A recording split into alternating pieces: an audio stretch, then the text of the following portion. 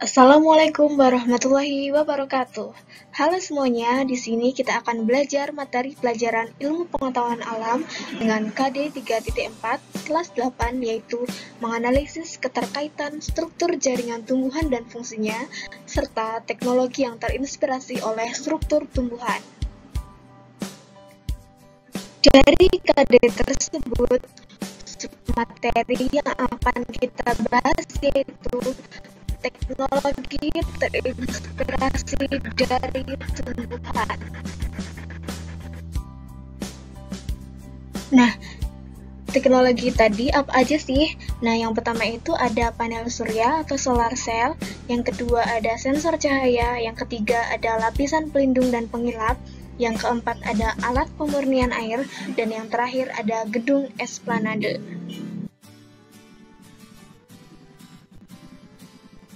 Teknologi pertama yang terinspirasi dari tumbuhan yaitu panel surya atau solar cell.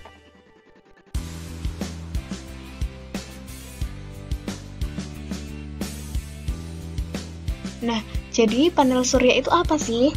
Panel surya adalah alat yang dapat mengubah sinar matahari menjadi energi listrik. Ketika cahaya matahari mengenai panel surya, menyebabkan elektron atau partikel penyusun atom yang bermuatan negatif pada panel surya bergerak melalui konduktor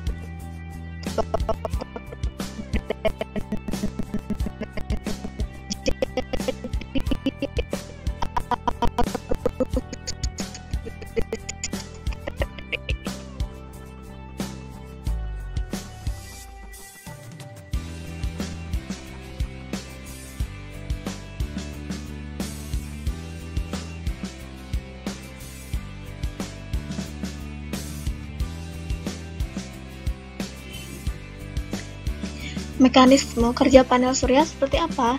Jadi, mekanisme kerja panel surya terinspirasi dari proses fotosintesis pada daun. Proses fotosintesis membutuhkan cahaya, karbon dioksida, dan klorofil, menghasilkan oksigen dan glukosa.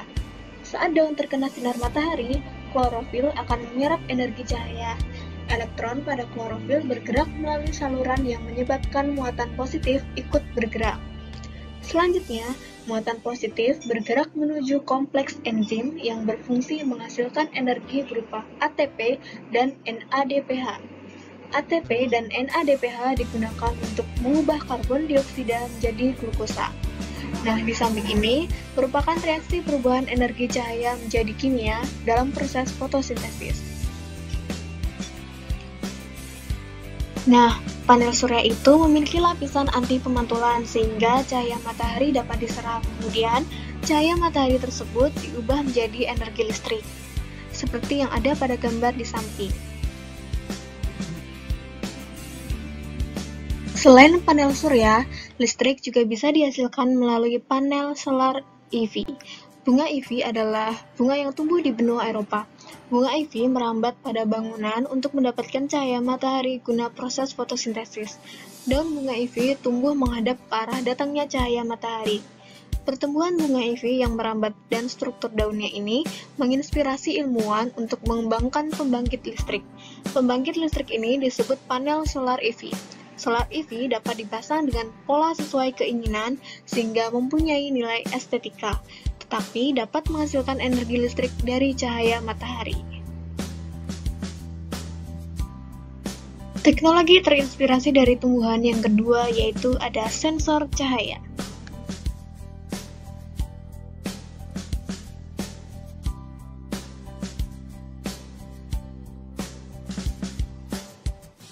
Sensor cahaya itu apa sih? Jadi, sensor cahaya adalah sebuah alat yang digunakan untuk mengubah besaran cahaya menjadi besaran listrik. Prinsip kerja dari alat ini adalah mengubah energi dari foton menjadi elektron.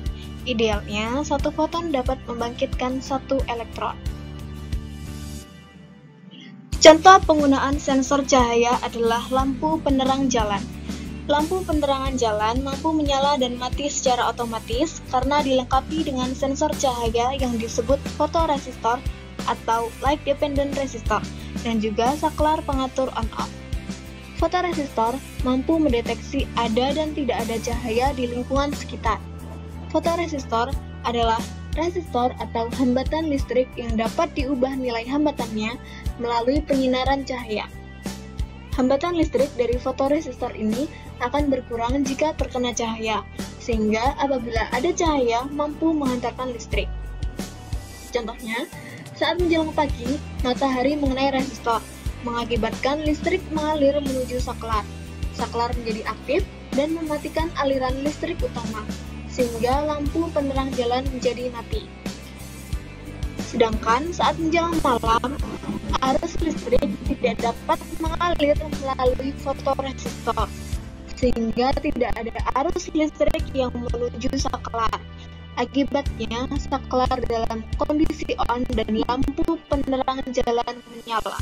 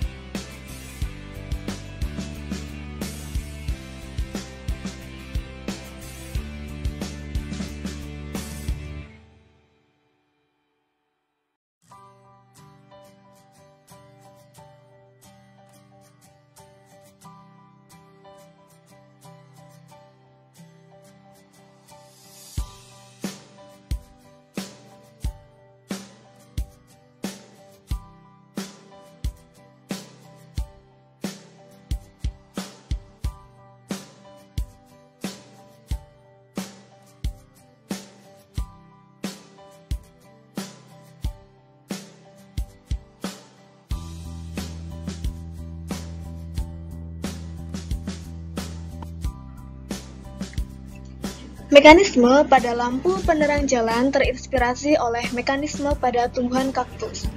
Kaktus hidup di gurun pasir yang kering, sehingga memiliki stomata yang unik. Stomata akan membuka pada malam hari dan akan menutup pada siang hari untuk mengurangi penguapan air. Proses membuka dan menutupnya stomata didukung oleh aktivitas sel penjaga. Sel penjaga memiliki reseptor cahaya atau fotoreseptor yang peka terhadap cahaya. Saat siang hari, fotoreseptor akan menangkap cahaya dan menyebabkan air dipompa keluar dengan bantuan ion-ion. Akibatnya, sel penjaga akan mengecil dan stomata menutup. Sedangkan, pada malam hari, air dipompa lagi ke dalam sel penjaga dengan bantuan ion-ion. Akibatnya, sel penjaga menjadi lebih besar dan stomata membuka. Teknologi terinspirasi dari tumbuhan yang ketiga, yaitu lapisan pelindung dan pengilap.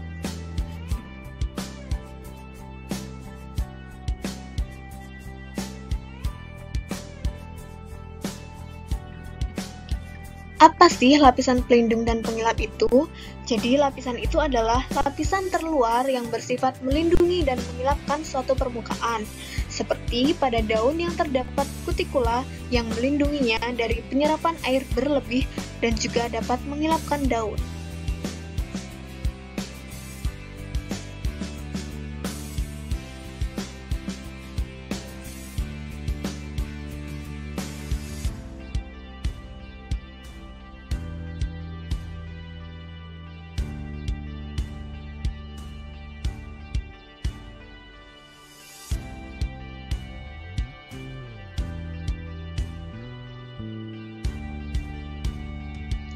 Nah, contoh tumbuhannya itu ada pada daun talas.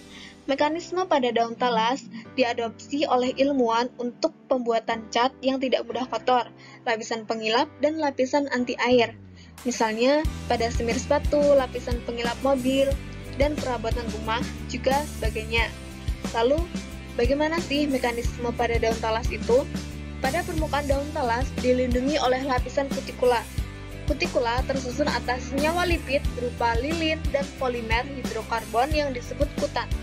Kedua senyawa ini bersifat hidrofobik atau tidak suka air, sehingga jika air mengenai lapisan ini tidak akan basah. Lapisan lilin juga mampu mencegah menempelnya debu dan kotoran, sehingga membuat daun tetap bersih.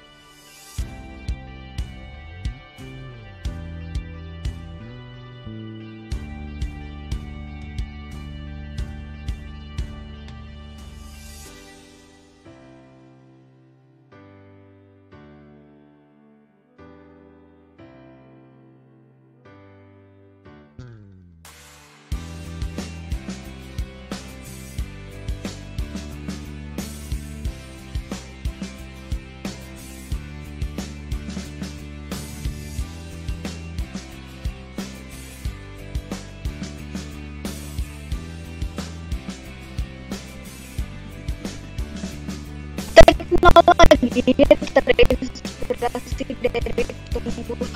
Yang keempat ada alat pemurnian air.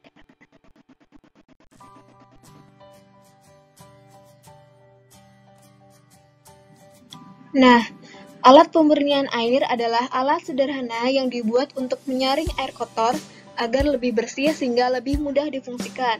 Bahan-bahannya bisa berupa kerikil, pasir, kapas, pelepah pisang, dedaunan, dan lain sebagainya. Fungsinya untuk membersihkan kotoran dengan beberapa proses yang dilalui. Nah, tumbuhan apa sih yang dijadikan inspirasi untuk alat pemurnian air ini? Jadi, tumbuhan itu adalah eceng gondok. Nah, perairan yang ditumbuhi eceng gondok ini kondisi airnya sangat jernih. Hal ini karena akar eceng gondok berbentuk serabut-serabut yang rapat dan mampu menyerap partikel-partikel yang terlarut dalam air sehingga air menjadi bersih. Zat-zat beracun pun dapat diserap oleh eceng gondok. Apabila sel akar diamati dengan mikroskop, maka akan terlihat lubang-lubang atau saluran kecil pada membran sel akar. Saluran ini terbentuk dari protein dan memiliki lubang dengan ukuran dan daya ikat tertentu. salah satu salurannya yaitu aquaporin. Lalu apa sih aquaporin itu? Aquaporin adalah saluran atau protein kanal yang hanya dilewati oleh air, sehingga partikel lain tidak dapat masuk. Mekanisme ini menginspirasi ilmuwan untuk mengembangkan teknologi penyaringan atau pemurnian air. Dengan teknologi ini, air yang kotor dapat disaring sehingga menghasilkan air yang jernih. Teknologi terinspirasi dari tumbuhan yang kelima ada gedung esplanade.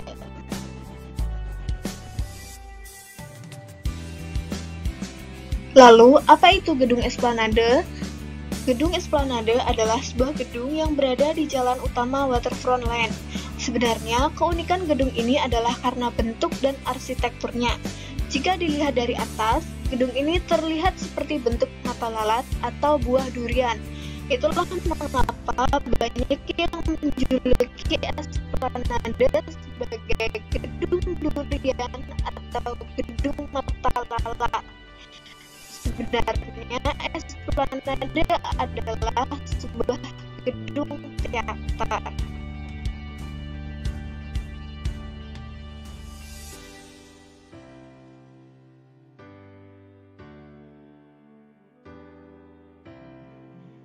Gedung esplanade ini memiliki atap yang bentuknya segitiga seperti duri kulit durian.